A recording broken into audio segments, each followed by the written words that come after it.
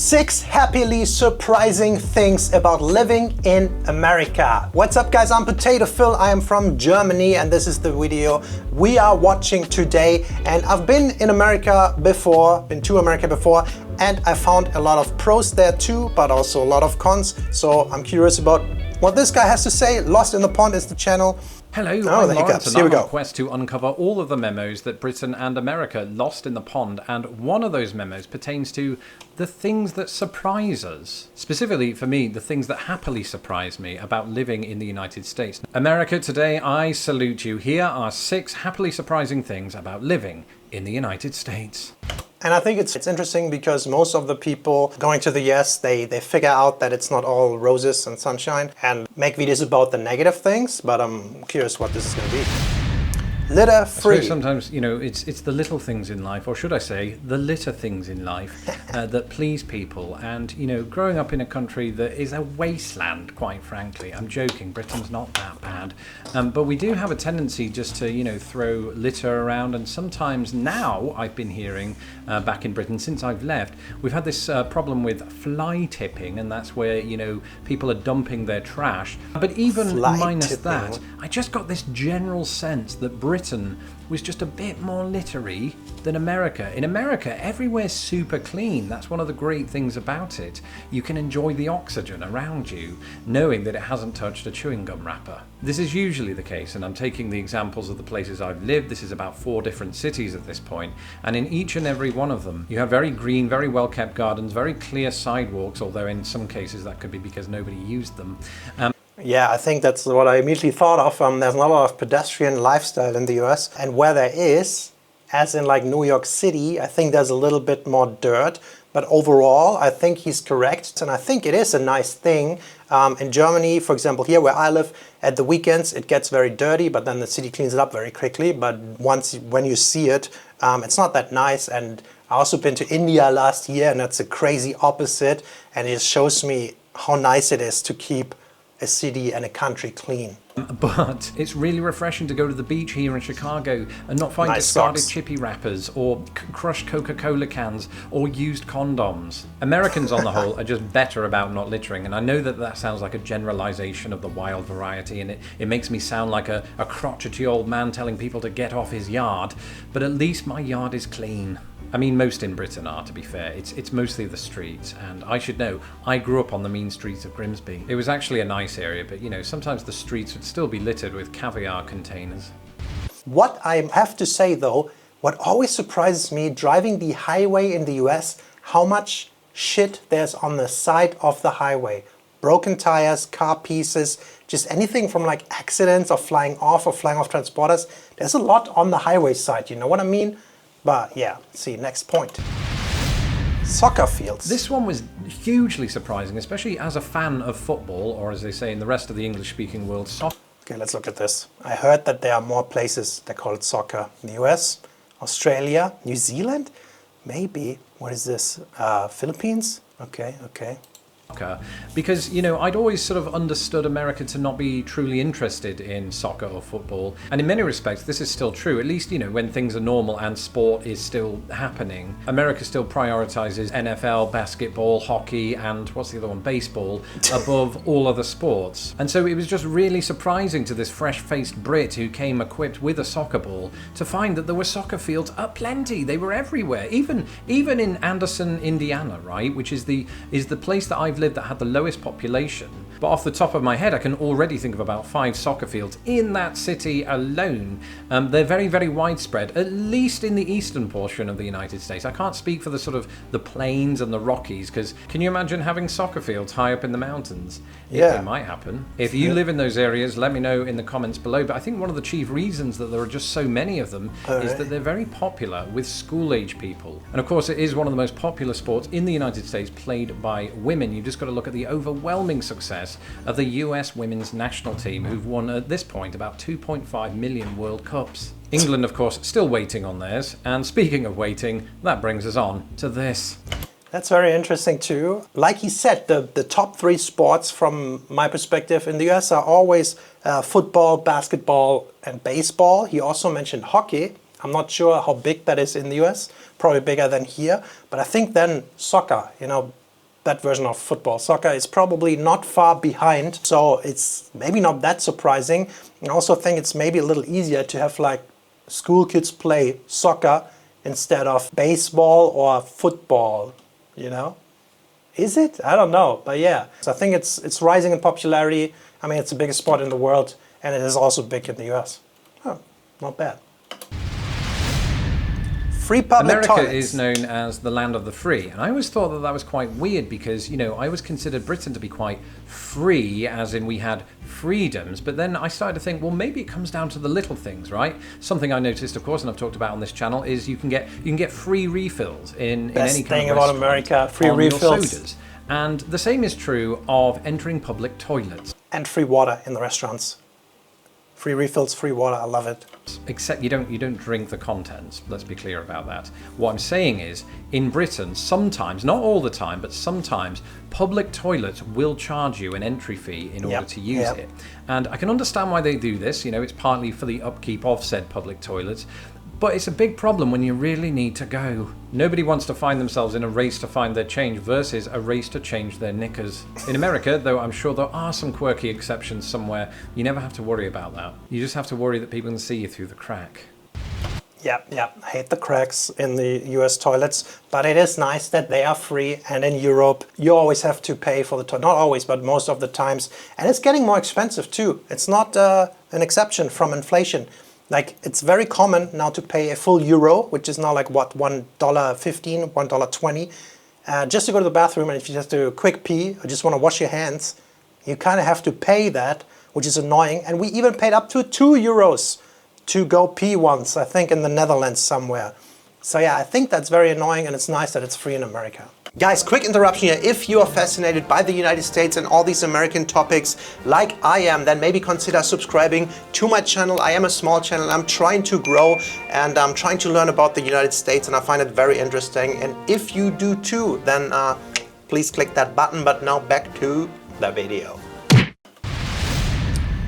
Window I feel like screens. I've mentioned window screens a lot in my videos, but you're not really in the context of how they've brought me a lot of joy. And that might sound really strange, right?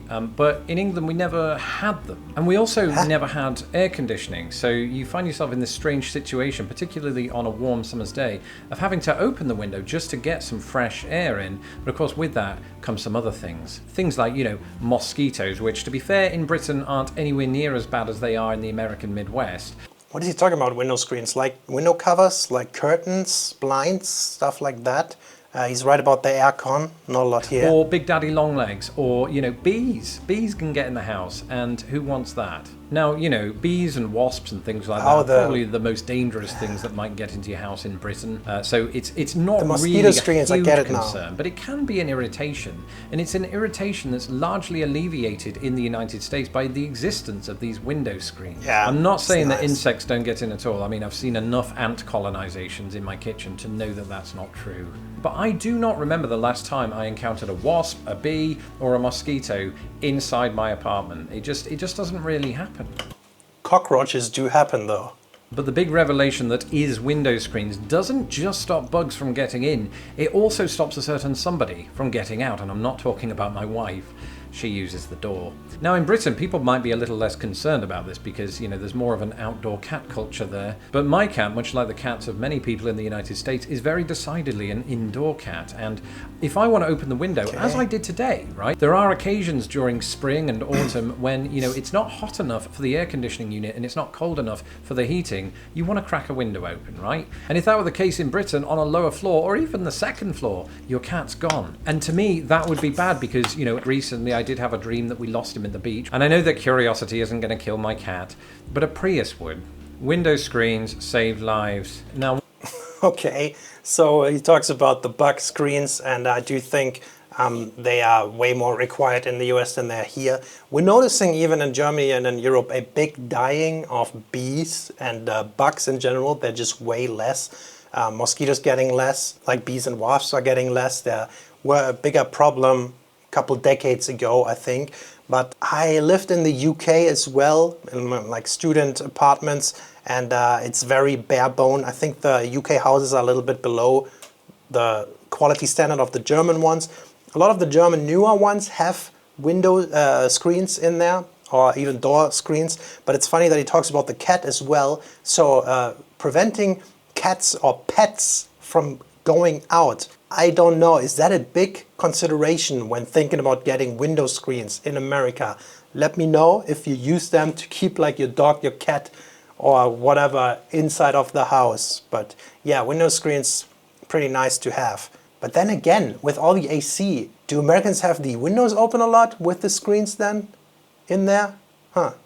Once we get the all clear to start en masse leaving our apartments, whether that is by the door or the window, then there's one aspect of America I will never take for granted again, and it's this.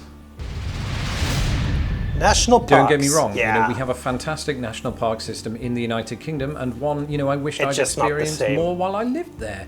And the same thing is happening right now as I live in America. I feel like I haven't seen enough of the national parks, or even sort of state parks or state forests and things of that nature. Now, I have experienced one or two, Muir Woods near San Francisco, but I want to see the big ones. I've sold out at this point.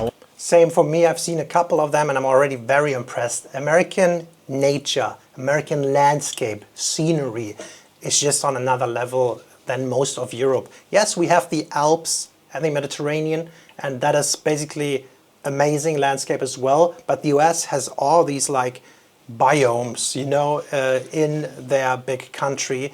And oftentimes you go out of a pretty civilized American city and you're so much immediately in the wilderness. And that is very hard to find in Europe. Going from a big city into the wilderness is usually a little bit of a trip. I think America beats Germany definitely, and maybe big parts of Europe when it comes to landscape. I want to do Yellowstone National Park. I want to do Yosemite. I want to do Badlands. All of them, basically, in a week. Can we make that happen? No. Why not? Probably Because not in a combined, week. they're larger than Britain. Right. The national park system is amazing, protecting some of the most unbelievable natural settings I've ever experienced, or will experience, because, I want to enter the Grand Canyon. That's not a euphemism. So I've already said to the wife, when we get out of this, we're cancelling the Paris trip. Even though she's always wanted to do it, so that's a little harsh. We're just going to go out west, pack up our tents and grow mustaches like Teddy Roosevelt. That's me, not the wife. The people. This one might be the biggest one of all, hence why I saved it to last, because after all, what is a country without its people? In America's case, it's one big land of unregulated national parks. And I think this one is on the mind because, well, I haven't seen any people except the 1.5 that I live with. And the good thing, I think, that was surprising anyway about Americans and American people... Where do you live? ...is just how nice most of you are. That's if you're not talking about politics or religion or PB&J sandwiches. Of course, there are wild exceptions, and I do mean wild, in any country, and I've certainly seen them here on occasion too, but they are the exception that proves the rule. Unlikely as it seems... Yeah, I have to agree with that. The people in America that you encounter in everyday life seem very friendly, very open to chat with you, and nobody's like super angry. There's a good amount of sketchy people in areas, in cities, that you should avoid probably. But yeah, if you just would judge Americans by political topics, by the YouTube comments, by how angry everybody gets behind their keyboard on the PC, it is frightening. But that is not the impression that I had when I went to the US. People were very nice there, and people are very crazy and mean in the comments. So please be nice in my comments. Thank you. Just try. I just have to look at the comment section beneath my videos. I know, sounds Just like a said mistake. Never do that. Yeah. But mostly it's Americans who comment, and for the most part, they're all really nice. You're all really nice, right? Most of you. I mean, I ignore the ones that aren't. I have a motto: focus on the flowers, not the weeds. And maybe this is a bad example. A good example would be in real life. Americans are very welcoming, sometimes too welcoming. I've been invited to ranches by people I've never met. It's weird. And as a European, you think, oh my God, what is their plan? Are they going to kidnap me? Are they going to hold me for ransom? Or what's their agenda? But maybe they're just nice. But it happens, and I think it's just sort of bred into people to be hospitable. There's a lot of hospitality. You often hear of Hoosier hospitality, where I lived in Indiana. You hear of Southern hospitality, an appreciation for other people that goes missing on Twitter. But for the most part, you don't have those kind of interactions in real life, or at least that's been my experience of it. The interactions you have, I think, are mostly very nice. I think of going into shops. I think of going into restaurants, and I know that it's part of their job to treat. Yeah, customer service so much subjectively more friendly in the US, but is it superficial? Maybe. Do they want to just get a higher tip? Maybe. But does it make for a nicer experience? Yeah, probably, right? But customer service sometimes, if we have visitors from the US coming to Germany, they expect the customer service people in the shops, whatever, just to be explaining stuff and being super nice, but oftentimes they're not. So yeah, I appreciate that very much about the US. The customer well can be split into two camps. Either you get that really sort of over-the-top cheeriness because they want a higher tip, or it's just, it feels very genuine, specifically when you're in a shop and you just strike up a conversation with somebody.